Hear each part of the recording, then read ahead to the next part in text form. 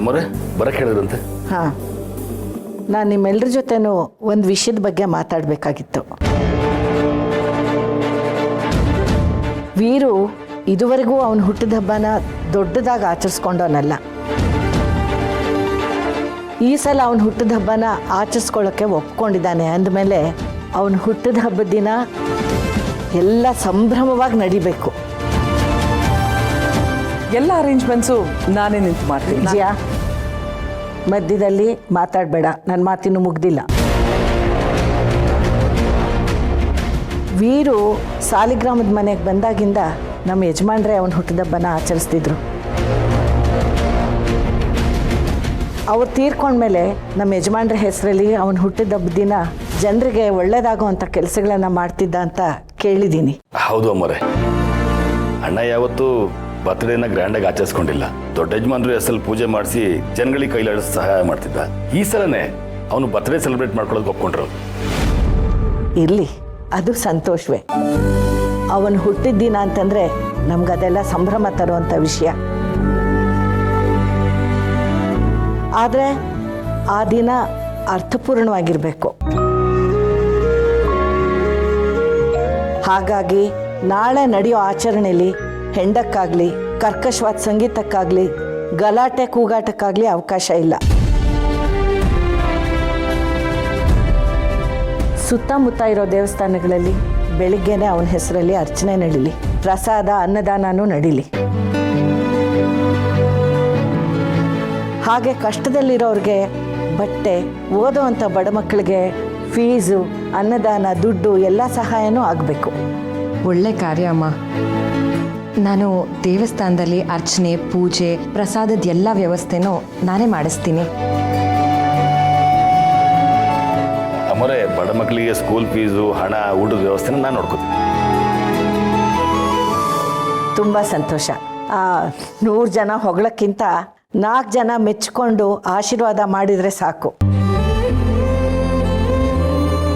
ಆಮೇಲೆ ಸುಬ್ಬಮ್ಮನವ್ರನ್ನ ಕರೆದಾಯ್ತಾ? ಯಾರ್ಯಾರನ್ನ ಕರಿಬೇಕು ಅಂತ ನಾನು ಒಂದು ಲಿಸ್ಟ್ ರೆಡಿ ಮಾಡ್ಕೊಂಡಿದ್ದೀನಿ. ನಾನೇ ಇನ್ವೈಟ್ ಮಾಡಿಬಿಡ್ತೀನಿ. ಬೇಡ ಬೇಡ, ಸುಬ್ಬು ಮನೆಯವರನ್ನ ನಾನೇ ಕರಿತೀನಿ.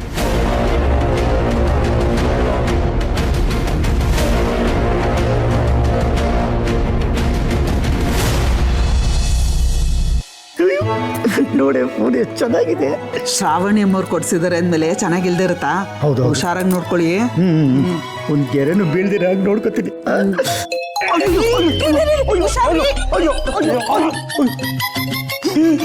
ನೋಡಿ ದೊಡ್ಡಪ್ಪರು, ದೊಡ್ಡಪ್ಪರು ಫೋಟೋ ಬರ್ತಾ ಇದೆಯಲ್ಲ, ನಾನು ಇದು ತೆಗಿಲೇ ಇಲ್ಲ. ಹೌದಾ? ಮತ್ತೆ ಹೆಂಗ್ ಬರ್ತಾ ಇದೆ? ಆಶ್ಚರ್ಯ ಅಲ್ವಾ ಮಾವ?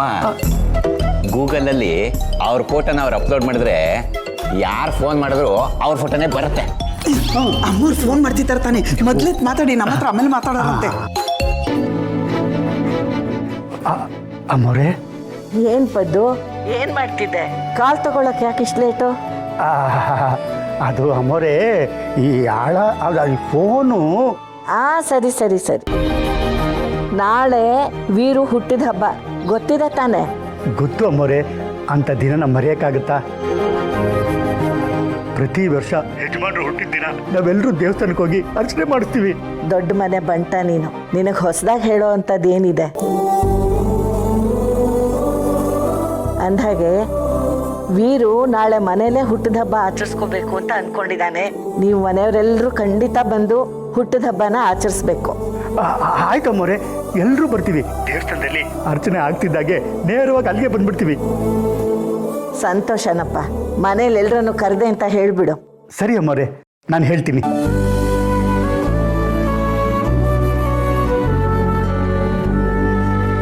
ಅಮ್ಮವ್ರು ಏನಂದ್ರು? ನಾಳೆ ಯಜಮಾನ್ರದ್ದು ಹುಟ್ಟಿದ ಹಬ್ಬಲ್ವನೇ, ಮನೆಯಲ್ಲೇ ಆಚರಿಸ್ಕೊತಾ ಇದ್ದಾರಂತೆ, ನಾವೆಲ್ಲರೂ ಹೋಗ್ಬೇಕಂತೆ. ಯಜಮಾನ್ರು ಇಷ್ಟು ವರ್ಷ ಆಚರಿಸ್ಕೊಳ್ದೇ ಇರೋರು ಈ ವರ್ಷ ಮನೇಲಿ ಆಚರಿಸ್ಕೊತಿದಾರಂತ? ಹೌದು ಕಣೆ, ನನಗೂ ಆಶ್ಚರ್ಯ. ಆದರೆ ಏನಂತೆ, ಸಂಭ್ರಮ ಪಡೋದಕ್ಕೆ ಹಿಂದೆ ಮುಂದೆ ನೋಡ್ಬೇಕಾ? ನಾವೆಲ್ಲರೂ ಅಲ್ಲಿ ಹೋಗೋಣ, ರೆಡಿಯಾಗಿರಿ. ಹಾಗೆ ಮಾಡೋಣ. ಸುಬ್ಬು, ಸುಬ್ಬು, ಲೇ ಧನಲಕ್ಷ್ಮಿ, ಪುಟು ಪುಟು ಅಂತ ಹೋಗ್ತಾಳೆ ನೋಡೋ ನಿಮ್ಮ ಮತ್ತೆ. ದರಿದ್ರ ಏನು ಮಮ್ಮಿ? ನಾಳೆನೇ ಮಿನಿಸ್ಟ್ರದು ಹುಡ್ದಪ್ಪ. ನಾಳೆನೇ ನಿನ್ನನ್ನ ದತ್ತು ತಗೊಳ್ತಾರೆ ಅಂತ ಅನ್ಸತ್ತೆ ಕಣ. ಯಾಕೆಂದ್ರೆ ಅವರು ಅವತ್ತು ಹೇಳಿದ್ರಲ್ಲ, ಒಂದು ನಿರ್ಧಾರನ ಎಲ್ಲರೆದುರಿಗೂ ಹೇಳ್ತೀನಿ ಅಂತ. ನಾಳೆನೇ ಇರ್ಬೋದು ಕಣ ಮಮ್ಮಿ. ಇದ್ರೂ ಇರ್ಬೋದು ಮಮ್ಮಿ. ನಾಳೆ ನನಗೆ ಎಂತಹ ಗಿಫ್ಟು, ನಾನು ದೊಡ್ಡ ಮನೆ ಕುಡಿ ಆಗ್ಬಿಡ್ತೀನಿ ಮಮ್ಮಿ. ಹಾಗೇನಾದ್ರೂ ಆಗ್ಬಿಟ್ರೆ ಆಗ್ಬಿಟ್ರೆ ಹುಟ್ಟಿದ ದಿನ ಅವ್ರದ್ದು, ಹಬ್ಬ ನಮ್ದು. ಹಬ್ಬ ಹಬ್ಬ ಹಬ್ಬ ಹಬ್ಬ, ನಾಳೆ ಮಿನಿಸ್ಟರಿಗೆ ಹಬ್ಬ ಹಬ್ಬ ಅಲ್ಲ ನಮಗೆ.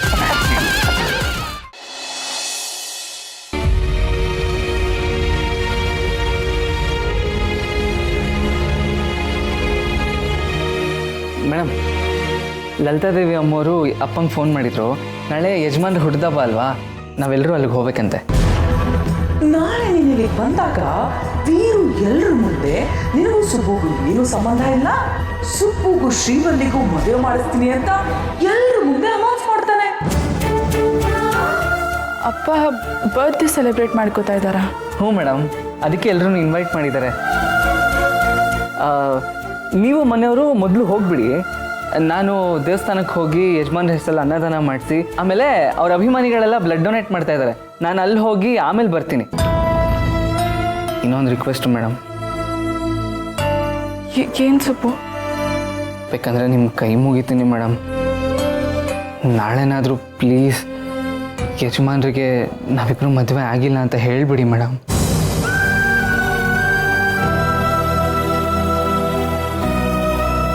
ಯಜಮಾನ್ರಿಗೆ ಸತ್ಯ ಕೇಳಿ ಬೇಜಾರಾಗುತ್ತೋ ಅಥವಾ ಹುಟ್ಟಿದಬ್ಬ ದಿನ ಆದರೂ ನಿಜ ಹೇಳಿದ್ರಲ್ಲ ಅಂತ ಖುಷಿ ಆಗುತ್ತೋ ಗೊತ್ತಿಲ್ಲ. ಆದರೆ ನನಗಂತೂ ಅವ್ರ ಹುಟ್ಟಿದಬ್ಬ ದಿನ ನಂಬಿಕೆ ದ್ರೋಹಿ ಅನ್ನೋ ಪಟ್ಟದಿಂದ ಉಳ್ಕೊಂಡೆ ಅಂತ ಸಂತೋಷ ಆಗುತ್ತೆ ಮೇಡಮ್. ಯಾಕಂದರೆ ಯಜಮಾನ್ರು ಮತ್ತೆ ನನ್ನ ಹತ್ರ ಮಾತಾಡೋಕ್ಕೆ ಶುರು ಮಾಡಿದ್ರಲ್ಲ, ಅವಾಗಿಂದ ಇನ್ನೂ ಗಿಲ್ಟ್ ಫೀಲ್ ಆಗ್ತಾ ಇದೆ ಮೇಡಮ್ ನನಗೆ. ನಿಜವಾಗ್ಲೂ ಇವಾಗ ನಾನು ನಂಬಿಕೆ ದ್ರೋಹಿ ಆಗಿದ್ದೀನಿ ಅಂತ ಮನಸ್ಸು ಚುಚ್ತಾ ಇದೆ ಮೇಡಮ್. ಅವ್ರು ಹುಟ್ಟಿದಬ್ಬ ದಿವಸ ನಾವು ಕೊಡೋ ಉಡುಗೊರೆ ನಾವು ಹೇಳೋ ಸತ್ಯನೇ ಆಗಿರಲಿ ಮೇಡಮ್. ಈ ವಿಷಯನ ಹೇಳಲೇಬೇಕಾ ಸುಬ್ಬು? ಹೇಳಲೇಬೇಕು ಮೇಡಮ್, ಹೇಳಲೇಬೇಕು. ಹೇಳಿದ್ನಲ್ಲ, ನೀವು ಹೇಳಿಲ್ಲ ಅಂದರೆ ಈ ಸತಿ ನಾನಂತೂ ಹೇಳ್ತೀನಿ. ಯಜಮಾನ್ರ ನಂಬಿಕೆಗೋಸ್ಕರ, ಅವ್ರ ಪ್ರೀತಿಗೋಸ್ಕರ, ಅವ್ರ ವಿಶ್ವಾಸಕ್ಕೋಸ್ಕರ, ಅವ್ರ ಮೇಲೆ ಇಟ್ಟಿರೋ ಭಕ್ತಿಗೋಸ್ಕರ ಇಷ್ಟು ವರ್ಷ ಹಗಲು ರಾತ್ರಿ ಸೇವೆ ಮಾಡಿದ್ದೀನಿ ಮೇಡಮ್ ಯಜಮಾನ್ರಿಗೆ.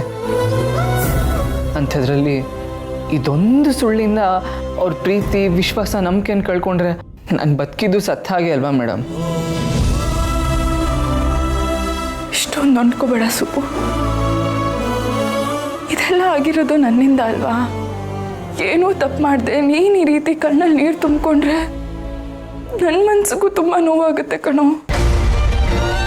ನಾನು ಅನ್ಕೋಬಾರ್ದು ಅನ್ನೋ ಆಸೆ ನಿಮಗಿದ್ರೆ ಇರೋ ಸತ್ಯನ ಯಜಮಾನ್ರಿಗೆ ಹೇಳಿಬಿಡಿ ಮೇಡಮ್ ಪ್ಲೀಸ್.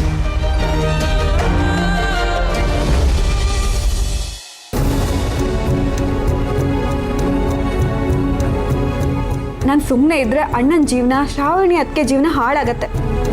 ಅತ್ತೆಗೆ ನಾನು ಕೊಟ್ಟಿರೋ ಮಾತು ತಪ್ಪಿದ್ರೂ ಪರವಾಗಿಲ್ಲ. ಸುಬ್ಬು ಅಣ್ಣ, ಶ್ರಾವಣಿ ಅತ್ತಿಗೆ ಚೆನ್ನಾಗಿರ್ಬೇಕು. ಶ್ರಾವಣಿ ಅತ್ತಿಗೆಯಿಂದನೇ ನಾನು ಈ ಮನೆಗೆ ಸೊಸೆ ಆಗಿ ಬರೋ ಹಾಗಾಯ್ತು. ಶ್ರಾವಣಿ ಅತ್ತಿಗೆಯಿಂದನೇ ನನಗೆ ನನ್ನ ಪ್ರೀತಿ ಸಿಕ್ಕಿದೆ. ಅಂಥದ್ರಲ್ಲಿ ನಾನು ಸುಮ್ಮನಿದ್ದು ಅವ್ರ ಪ್ರೀತಿನ ಕಿತ್ಕೋಬಾರ್ದು. ಸುಬ್ಬು ಅಣ್ಣಂಗೂ ಶ್ರೀವಲ್ಲಿಗೂ ಮದುವೆ ಫಿಕ್ಸ್ ಮಾಡೋಕ್ಕೇನೆ ಯಜಮಾನ್ರು ಕರೆದಿರೋದು ಅನ್ನೋ ಸತ್ಯನ ನಾನು ಅವ್ರಿಗೆ ಹೇಳಬೇಕು. ಇದ್ರ ಹಿಂದೆ ವಿಜಯಾಂಬಿಕ ಕೈವಾಡ ಇದೆ ಅಂತಲೂ ಹೇಳಬೇಕು.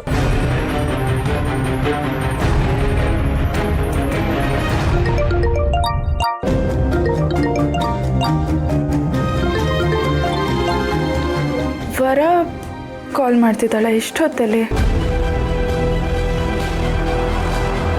ಹೇಳು ವರ. ಹಲೋ ಶ್ರಾವಣಿ ಅತ್ತಿಗೆ, ನಾನು ನಿನ್ನ ಹತ್ರ ಒಂದು ಮುಖ್ಯವಾದ ವಿಷಯ ಮಾತಾಡಬೇಕು.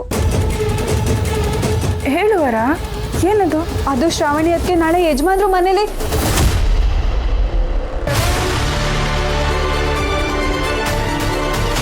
ಹಲೋ ವರ. ಯಾಕೆ ನಿಲ್ಲಿಸ್ಬಿಟ್ಟೆ ವರ? ವರ ಏನು ಹೇಳೋಕೆ ಬರ್ತಿದ್ಯಾ? ಹೇಳು ವರ, ಮಾತಾಡು. ಅದು ನಾಳೆ ಯಜಮಾನ್ರ ಮನೇಲಿ ಬರ್ತ್ಡೇ ಪಾರ್ಟಿ ಇದೆಯಲ್ಲ, ಅದಕ್ಕೆ ನಾನು ಬರೋಕ್ಕಾಗ್ತಿಲ್ಲ. ಬ್ಯಾಂಕಲ್ಲಿ ತುಂಬ ಕೆಲಸ ಇದೆ. ಓ ಹೌದಾ, ಹೋಗ್ಲಿ ಬಿಡು. ನೀನು ಈಗಷ್ಟೇ ಕೆಲ್ಸಕ್ಕೆ ಸೇರ್ಕೊಂಡಿದ್ಯಾ. ನೀನು ಚೆನ್ನಾಗಿ ಕೆಲಸ ಮಾಡಿದ್ರೆ ಅಪ್ಪಂಗೂ ಖುಷಿ ಆಗುತ್ತೆ. ನೀನೇನು ಚಿಂತೆ ಮಾಡಬೇಡ, ನಿನ್ನ ಕೆಲಸ ಮುಖ್ಯ. ಆದರೂ ನೀನು ಬಂದಿದ್ದಿದ್ರೆ ಚೆನ್ನಾಗಿರ್ತಾ ಇತ್ತು. ಆದರೂ ಹೊಸದಾಗಿ ಕೆಲ್ಸಕ್ಕೆ ಸೇರ್ಕೊಂಡಿದ್ಯಾ, ರಜಾ ಹಾಕಿದ್ರೆ ಚೆನ್ನಾಗಿರಲ್ಲ. ಸರಿ ಅದಕ್ಕೆ ನಾನು ನಿನಗೆ ಆಮೇಲೆ ಕಾಲ್ ಮಾಡ್ತೀನಿ. ಸರಿ.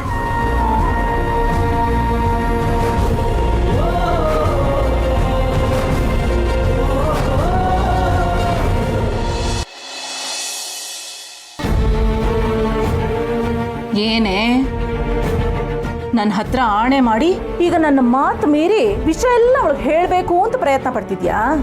ಅತ್ತೆ, ನಿಮಗೆ ಕೈ ಮುಗಿತೀನಿ, ದಯವಿಟ್ಟು ಅವ್ರನ್ನ ದೂರ ಮಾಡಬೇಡಿ. ಶ್ರಾವಣಿ ಅದಕ್ಕೆ ಸುಬ್ಬು ಅಣ್ಣನ ತುಂಬಾ ಪ್ರೀತಿ ಮಾಡ್ತಿದ್ದಾಳೆ. ನೀವು ಅವ್ರ ಜೀವನ ಹಾಳು ಮಾಡೋದು ಎಷ್ಟು ಸರಿ? ಓಹೋ, ಅವ್ರನ್ನ ಕಂಡ್ರೆ ಅಷ್ಟೊಂದು ಕನಿಕರನ ನಿನ್ಗೆ? ನನ್ನ ಮಗಳ ಜೀವನ ಹಾಳಾದಾಗ ಎಲ್ಲಿ ಹೋಗಿತ್ತು ಈ ಕಣ್ಣೀರು ಕನಿಕರ ಎಲ್ಲ? ಇಲ್ಲ ಅತ್ತೆ, ಶ್ರೀವಲ್ಲಿಗೆ ಹಾಗಾದಾಗ್ಲೂ ನಾನು ನೊಂದ್ಕೊಂಡಿದ್ದೆ. ಎಷ್ಟೋ ದಿನ ಅಣ್ಣ ಅದಕ್ಕೆ ಜೊತೆ ಮಾತೇ ಆಡ್ತಿರ್ಲಿಲ್ಲ ನಾನು. ಹೌದಮ್ಮ, ಮಾತೇ ಆಡಿರ್ಲಿಲ್ಲ. ಆಮೇಲೆ ಅವಳು ಬಂದು ಕದ್ದು ಮುಚ್ಚಿ ನೀನು ಮದುವೆ ಮಾಡಿಸ್ಬಿಟ್ಲಲ್ಲ, ಆಗ ಒಳ್ಳೆಯವಳಾಗ್ಬಿಟ್ಲು ಅಲ್ವಾ? ಇಲ್ಲ ಅತ್ತೆ, ಅದಕ್ಕೆ ನನಗೆ ಮದುವೆ ಮಾಡಿಸಿದ್ಲು ಅನ್ನೋ ಕಾರಣಕ್ಕಲ್ಲ ನಾನು ಅವಳ ಜೊತೆ ಮಾತಾಡ್ತಾ ಇರೋದು. ನಿಜವಾಗ್ಲೂ ಅವಳ ಮನಸ್ಸೇನು ಅನ್ನೋದು ನನಗೆ ಅರ್ಥ ಆಯ್ತು. ಅವಳ ಪ್ರೀತಿ ಎಂಥದ್ದು ಅನ್ನೋದು ಗೊತ್ತಾಯ್ತು. ಅದಕ್ಕೆ ಸುಬ್ಬು ಮದುವೆ ಶ್ರೀವಲ್ಲಿ ಜೊತೆ ಆಗ್ತಿರೋದು ಗೊತ್ತೇ ಇರಲಿಲ್ಲ. ನಾವು ಯಾರು ಅವಳಿಗೆ ಹೇಳೂ ಇರಲಿಲ್ಲ. ಅದೆಲ್ಲ ನನಗೆ ಬೇಕಾಗಿಲ್ವೇ? ನೋಡು, ಕೊಟ್ಟ ಹೆಣ್ಣು ಕುಲಕ್ ಹೊರಗೆ ಅನ್ನೋ ಹಾಗೆ ನೀನು ನಿನ್ನ ತವ್ರ ಮನೆಗೋಸ್ಕರ ಕಣ್ಣೀರ್ ಹಾಕೋದು ಗೋಳಾಡೋದು ನನಗಿಷ್ಟ ಇಲ್ಲ. ಇದು ಹೀಗೆ ಮುಂದುವರೆದ್ರೆ ತವ್ರ ಮನೆ ಕಾಲಿಡಬಾರ್ದು, ಹಾಗೆ ಮಾಡ್ತೀನಿ. ಅತ್ತೆ, ಶ್ರೀವಲ್ಲಿ ನೋಡೋಕ್ಕೆ ಲಕ್ಷಣವಾಗಿದ್ದಾಳೆ, ಬುದ್ಧಿವಂತೆ, ಒಳ್ಳೆ ಹುಡುಗಿ. ಅವಳಿಗೆ ಬೇರೆ ಎಲ್ಲರೂ ಒಳ್ಳೆ ಕಡೆ ಸಂಬಂಧ ನೋಡಿ ಮದುವೆ ಮಾಡೋಣ. ಈಗ ಸುಬ್ಬು ಅಣ್ಣಂಗೂ ಶ್ರಾವಣಿ ಅತ್ತಿಗೆಗೂ ಮದುವೆ ಆಗಿ ಹೋಗಿದೆ. ಅವ್ರ ಜೀವನ ಹಾಳು ಮಾಡೋದು ಎಷ್ಟು ಸರಿ? ಸರಿ ತಪ್ಪಿನ ಬಗ್ಗೆ ನೀನ್ ನನಗೆ ಪಾಠ ಮಾಡಕ್ ಬರಬೇಡ. ಅವರಿಬ್ಬರಿಗೂ ಮದುವೆ ಆಗಿದೆ ಅನ್ನೋದು ನಿಮ್ಮ ಭ್ರಮೆ ಅಷ್ಟೇ. ಈ ಥರನೇ ಏನಾದ್ರೂ ಒಂದು ಹೇಳಿ ಇರೋದನ್ನೆಲ್ಲ ಹಾಳು ಮಾಡ್ತೀಯ ಅಂತಾನೆ ನಾಳೆ ನೀನು ಅಲ್ಲಿಗೆ ಬರ್ದೇ ಇರೋ ಹಾಗೆ ಮಾಡಿರೋದು. ನಿಜವಾಗ್ಲೂ ನಿಮ್ಮ ಅತ್ತಿಗೆ ಆಗ್ಬೇಕಾಗಿರೋಳು ಆ ಶ್ರಾವಣಿ ಅಲ್ವೇ? ನನ್ನ ಮಗಳು ಶ್ರೀವಲ್ಲಿ. ನಾಳೆ ಆ ಮಿನಿಸ್ಟರ್ ಸಾಹೇಬ್ರ ಬಾಯಿಂದ ಅವ್ರ ನಿರ್ಧಾರ ಹೇಳ್ತಾರೆ, ಸುಬ್ಬುಗೂ ಶ್ರೀವಲ್ಲಿಗೂ ಮದುವೆ ಮಾಡಬೇಕು ಅಂತ. ನಾಳೆ ಬರ್ತ್ಡೇ ಪಾರ್ಟಿಗೆ ಹೋಗ್ತೀವಿ, ಸಿಹಿ ಸುದ್ದಿ ಹೇಳ್ತಾರೆ. ಅಲ್ಲಿವರೆಗೂ ಬಾಯಿ ಮುಚ್ಕೊಂಡು ಮೂಲೆಯಲ್ಲಿ ಬಿದ್ದಿದ್ಯೋ ಸರಿ, ಏನಾದ್ರೂ ರಂಪಾಟ ಮಾಡಿದ್ಯೋ ನಿನ್ನ ಜೀವನ ಹಾಳು ಮಾಡ್ಬೇಕಾಗತ್ತೆ. ಹುಷಾರ್. ಛೀ.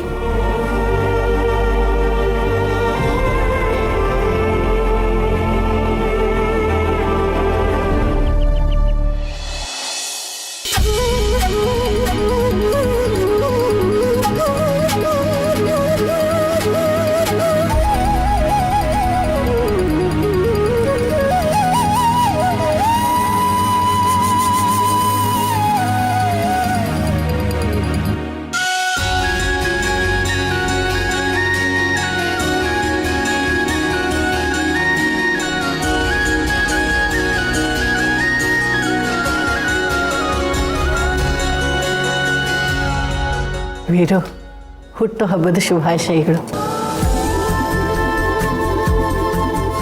ನಿನ್ನಿಂದಾಗಿ ಲಕ್ಷಾಂತರ ಜನ ಬದುಕು ಕಟ್ಕೊಂಡಿದ್ದಾರೆ. ರಾಜಕೀಯದಲ್ಲಿ ನೀನು ಎಷ್ಟೋ ಜನರಿಗೆ ದಾರಿದೀಪ ಆಗಿದೀಯಾ. ನಿನ್ನ ದೊಡ್ಡ ಯಜಮಾನ್ರು ಅಂದರೆ ನನ್ನ ಗಂಡ ನಿನ್ನ ಬಗ್ಗೆ ಕಂಡ ಕನಸುಗಳನ್ನೆಲ್ಲ ನೀನು ನನಸು ಮಾಡಿದೀಯ. ಅಷ್ಟೇ ಅಲ್ಲ, ಒಬ್ಬ ಒಳ್ಳೆ ತಂದೆ ಆಗಿ ನನ್ನ ಮೊಮ್ಮಗಳನ್ನು ಚೆನ್ನಾಗಿ ನೋಡಿಕೊಂಡು ಬೆಳೆಸಿದೀಯ. ನಿನ್ನ ಜೀವನದಲ್ಲಿ ಯಾವಾಗಲೂ ಹೀಗೆ ಸಂತೋಷವಾಗಿ 10 ಜನಕ್ಕೆ ದಾರಿ ದೀಪವಾಗಿರಲಿ. ಇದೆಲ್ಲ ನಡೆದಿದ್ದು ನಿಮ್ಮ ಮತ್ತು ದೊಡ್ಡ ಯಜಮಾನರ ಆಶೀರ್ವಾದದಿಂದ. ನಿಮ್ಮ ಆಶೀರ್ವಾದ ಎಲ್ಲಿವರೆಗೂ ನನ್ನ ಮೇಲೆ ಇರುತ್ತೋ ಇವನು ಬದಲಾಗಲ್ಲ. Veeru, happy birthday Veeru. Thank you ಅಕ್ಕ. ಆದಷ್ಟು ಬೇಗ ನೀನು ಮುಖ್ಯಮಂತ್ರಿ ಆಗಬೇಕು. ಅಷ್ಟೇ ಅಲ್ಲ, ನಿನ್ನ ಆಸೆ ಕನಸುಗಳು ಎಲ್ಲ ಈಡೇರಬೇಕು. ಥ್ಯಾಂಕ್ ಯು ಅಕ್ಕ. ನನಗೆ ಜನಸೇವೆ ಮಾಡೋ ಕನಸಿದೆಯೇ ಹೊರತು ಅಧಿಕಾರದಲ್ಲಿ ಬಡ್ತಿ ಸಿಗಲಿ ಅನ್ನೋ ಕನಸು ಯಾವತ್ತೂ ಇರಲಿಲ್ಲ. ಹಾಗೇನಾದರೂ ಆದರೆ ಆವಾಗ ನೋಡೋಣ. ಅಣ್ಣ, ಹುಟ್ಟುಹಬ್ಬದ ಶುಭಾಶಯಗಳು. Thank you sir. Happy birthday ಬಾವಾ. ಥ್ಯಾಂಕ್ ಯು ಮದನಲ್ಲಿ ಕಾಣಿಸ್ತಾ ಇಲ್ಲ. ಅವರು ಜಿಮ್ಗೆ ಹೋಗೋರು ಯಜಮಾನ್ರೆ. ಇತ್ತೀಚೆಗೆ ಅವನು ಮನೇಲೇ ಕಾಣಿಸ್ತಾ ಇಲ್ಲ, ಯಾಕೆ? ಯಜಮಾನ್ರೆ ಆಫೀಸು ಜಿಮ್ಮು ಕೆಲಸ ಆಟ ಅಂತ ಅಲ್ಲಿ ಇಲ್ಲಿ ಹೋಗ್ತಾನೆ ಇರ್ತಾರೆ. ವಾಟ್ ಇಸ್ ದಿಸ್ ಮಾಡಿ ಏನ್ ಮಾಡ್ತಿದ್ಯಾ? ಸರಿ ಅಕ್ಕ, ಬರ್ಡೇ ಪಾರ್ಟಿಲಿ ಅವನು ಇರಬೇಕು. ಹಾಂ, ಕಾಸ್ ಇರ್ತಾನೆ, ಅವನು ಇರಲೇಬೇಕಲ್ವಾ? ಖಂಡಿತ ಬರ್ತಾನೆ. ಹುಟ್ಟಿದಬ್ಬ ಶುಭಾಶಯಗಳು ಯಜಮಾನ್ರೆ. Happy birthday. Thank you Subbu. ಯಾಕೆ ಒಬ್ಬನೇ ಬಂದಿದ್ಯಾ? ಮನೆಯವ್ರು ಬರಲಿಲ್ವಾ? ಅವರೆಲ್ಲರೂ ಬರ್ತಿದ್ದಾರೆ ಯಜಮಾನ್ರೆ, ನಾನು ಸ್ವಲ್ಪ ಬೇಗ ಬಂದೆ ಅಷ್ಟೇ. ತಗೊಳ್ಳಿ ಪ್ರಸಾದ. ಓಹೋ, ಆಗಲೇ ಪೂಜೆ ಮಾಡಿಸ್ಕೊಂಡು ಪ್ರಸಾದನೂ ತಂದ್ಬಿಟ್ಟಿದ್ಯಾ? ತಗೊಳ್ಳಿ. ಪ್ರತಿ ವರ್ಷನೂ ಹಾಗೆ ಅಲ್ವಾ ಯಜಮಾನ್ರೆ? ಈ ಸಲ ಅನ್ನದಾನಕ್ಕೆಲ್ಲ ವ್ಯವಸ್ಥೆ ಮಾಡಿ ಬಂದಿದ್ದೀನಿ. ನಿಮ್ಮ ಅಭಿಮಾನಿಗಳೆಲ್ಲ ಬ್ಲಡ್ ಡೊನೇಟ್ ಮಾಡ್ತಾ ಇದ್ರು, ನಾನು ಬ್ಲಡ್ ಡೊನೇಟ್ ಮಾಡಿ ಬಂದೆ. ನೀನ್ ಯಾಕೆ ಬ್ಲಡ್ ಕೊಟ್ಟೆ? ಇವತ್ತೆಲ್ಲ ನೀನು ಓಡಾಡ್ಬೇಕಲ್ವಾ? ಪರವಾಗಿಲ್ಲ ಸರ್, ಬ್ಲಡ್ ಡೊನೇಟ್ ಮಾಡಿ ಎಣ್ಣೀರು ಕುಡಿತಿದ್ದಂಗೆ ಎಲ್ಲ ಸರಿ ಹೋಗ್ಬಿಡುತ್ತೆ.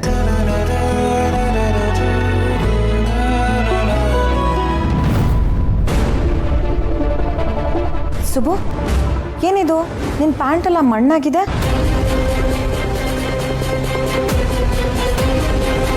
ಮಂಡಿಗೇನಾದ್ರು ಏಟಾಗಿದ್ಯಾ? ಏನಾಯ್ತು? ಸುಬ್ಬು, ಏನಾಯ್ತಪ್ಪ?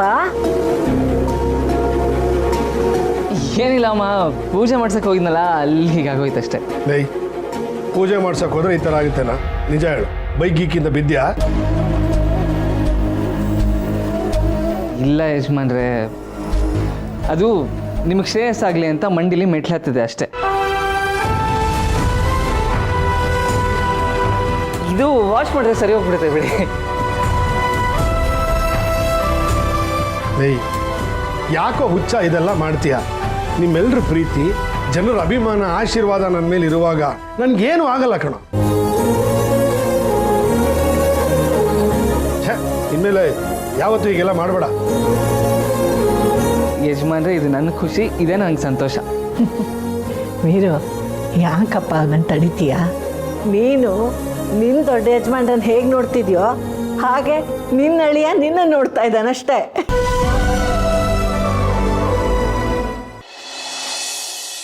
ಅಣ್ಣ, ನೀನು ಹೋಗಿ ರೆಡಿಯಾಗು. ಸುಬ್ಬು, ನೀನು ಡ್ರೆಸ್ ಚೇಂಜ್ ಮಾಡು, ನಾವು ಸ್ವಲ್ಪ ಹೊರಗಡೆ ಹೋಗಿ ಬರ್ತೀವಿ. ಆಚೆನಾ? ಯಾಕೆ? ಬಾವಾ, ಇವತ್ತು ಅಕ್ಕಪಕ್ಕ ದೇವಸ್ಥಾನದಲ್ಲೆಲ್ಲ ಅನ್ನದಾನ ಇದೆ, ಅದನ್ನೇ ಹೋಗಿ ನೋಡ್ಕೊಂಡು ಬರ್ತೀವಿ. ಹಾಗೆ ಸಾವಿತ್ರಿ, ಅಡುಗೆಗೆ ಎಲ್ಲ ವ್ಯವಸ್ಥೆನೂ ಆಗಿದೆ, ಒಂಚೂರು ಗಮನ ಇರಲಮ್ಮ. ಆಯ್ತಕ್ಕ. ಅಣ್ಣ, ನಾವು ಬರ್ತೀವಿ. ಸರಿನಪ್ಪ.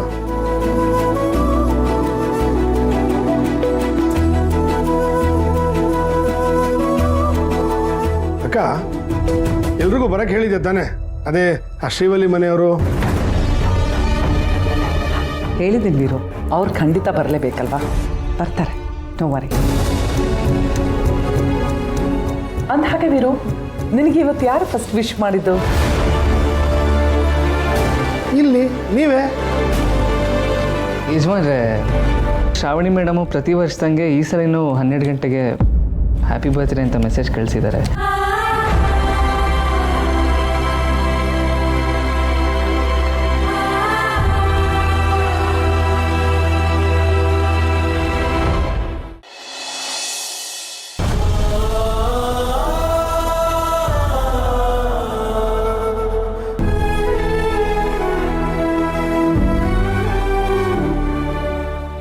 ಇವತ್ತಲ್ಲಿ ಏನು ಬೇಕಿದ್ರೂ ನಡೀಬಹುದು. ಅಪ್ಪ ಯಾವ ನಿರ್ಧಾರದ ಬಗ್ಗೆ ಮಾತಾಡ್ತಿದ್ದಾರೆ ಅನ್ನೋದೇ ನನಗೆ ಗೊತ್ತಾಗ್ತಾ ಇಲ್ಲ. ಪ್ರತಿ ವರ್ಷ ವಿಶ್ ಮಾಡೋ ಹಾಗೆ ಈ ವರ್ಷನೂ 12 ಗಂಟೆವರೆಗೂ ಕಾದಿತ್ತು ಹ್ಯಾಪಿ ಬರ್ತ್ಡೇ ಅಪ್ಪ ಅಂತ ವಿಶ್ ಮಾಡಿದ್ದೀನಿ. ಅವರಿಗೆ ನನ್ನ ಮಗಳು ಅಲ್ಲದೆ ಇರಬಹುದು, ಆದರೆ ನನ್ನ ಮನ್ಸಿಗೆ ಗೊತ್ತು ಅವ್ರು ನನಗಪ್ಪನೇ.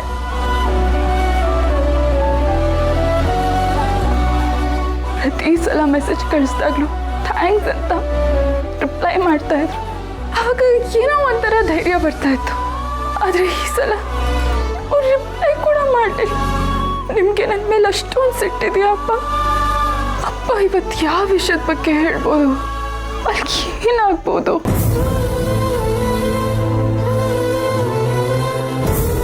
ಶ್ರಾವಣಿಮ್ಮ ರೆಡಿನಾ? ಹೊರಡೋಣ ಬಾ. ಹಾಂ, ರೆಡಿ.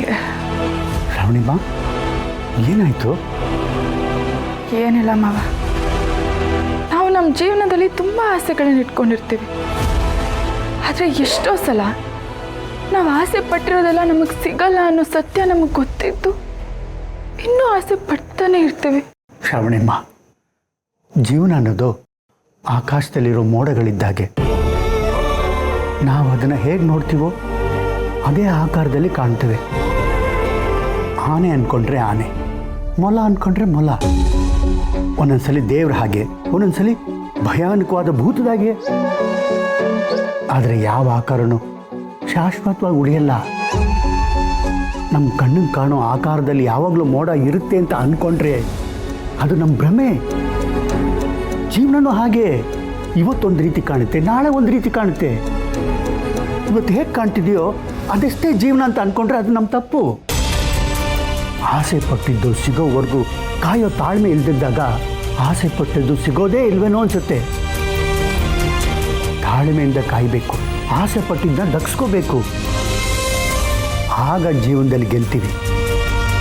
ಅಂತ ಗೆಲುವು ನಿಮ್ದಾಗುತ್ತೆ ಅನ್ನೋ ನಂಬಿಕೆ ನನಗಿದೆ.